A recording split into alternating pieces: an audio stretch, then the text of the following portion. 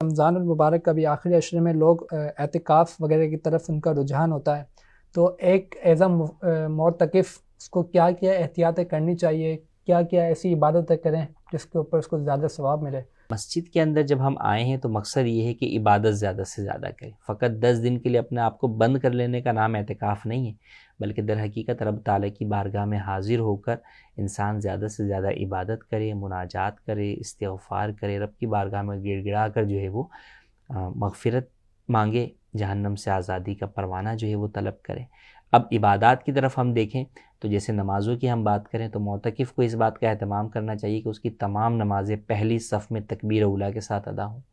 ورنہ ایسا ہوتا ہے کہ مسجد کے اندر آنے کے باوجود بھی کئی لوگ جو ہے وہ وضو کے اندر اس قدر تاخیر کر دیتے ہیں کہ جو گھروں سے آنے والے نمازی ہیں وہ تو پہلی صف کے اندر کھڑے ہیں، معتکف صاحب آخری صف کے اندر جو ہے وہ کھڑے ہیں. تو جب آپ آئے ہی ہیں تو عام عادت بھی ایسی ہونی چاہیے، لیکن چلیں اعتکاف کے دنوں سے اپنی اس عادت کو پختہ کریں کہ آپ مسجد کی پہلی صف میں اور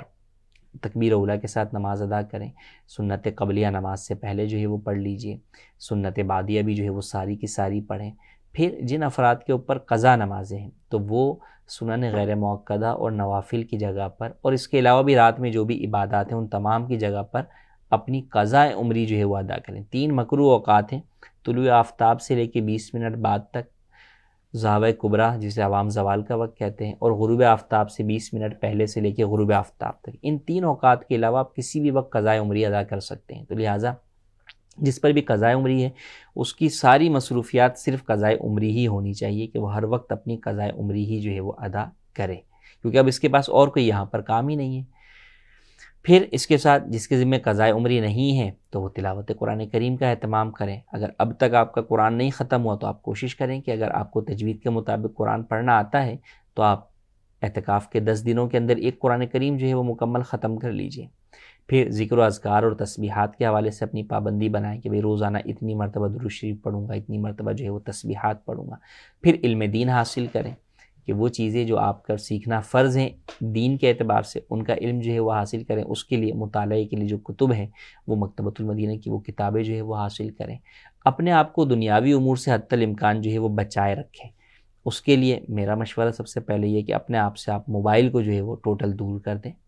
آپ کے دوست احباب بھی آئیں تو ان کے بھی موبائل کے ذریعے سے آپ کسی سے کنیکٹ نہ ہوں کہ آپ اپنے موبائل تو گھر پہ رکھ دیا لیکن دوست کے موبائل پہ سوشل میڈیا چل رہا ہے، تو پھر فائدہ نہیں ہوگا. جو ہم اعتکاف کی روحانیت و نورانیت چاہتے ہیں وہ پھر حاصل نہیں ہوگی. تو لہٰذا آپ اپنے آپ کو ٹوٹل جو ہے وہ دوستوں سے بھی دیگر سے بھی اپنے آپ کو جدا ہی رکھیں، اپنے آپ کو عبادت کے اندر جو ہے مصروف رکھیں. کوئی آئے تو ٹھیک ہے مختصر سلام دعا جو ہے وہ کر لی، اسے نیکی کی دعوت جو ہے وہ دے دیں،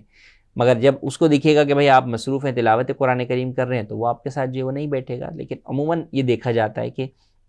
خاص طور پہ جو نوجوان بچے جو ہے وہ بیٹھتے ہیں تو ان کی باقاعدہ گیدرنگ جو ہے وہ لگی ہوئی ہوتی ہیں افطاری کے بعد یا سحری میں یا دن میں ان کے دوست آگے کوئی بیٹھے ہوئے ہوتے ہیں. تو اس سے اجتناب کرنا چاہیے تاکہ عمومی طور پر جب ہم گفتگو کرتے ہیں تو اس میں فضول گفتگو بھی آ جاتی ہے، اس سے مسجد کا تقدس پامال ہوتا ہے، تو اس سے بھی بچنا چاہیے. تو لہٰذا اعتکاف ایسا ہو کہ وہ اعتکاف ہماری زندگی کے لیے ایک جو ہے وہ ٹرننگ پوائنٹ ثابت ہو، اور اس کے بعد ہم اپنے آپ کو اس قدر جو ہے وہ سیدھے راہ پر لانے کی کوشش کر لیں کہ اب اس کے بعد اگلی زندگی ہماری جو ہے وہ نیکیوں والی گزرے اور گناہوں سے اپنے آپ کو بچا لیں.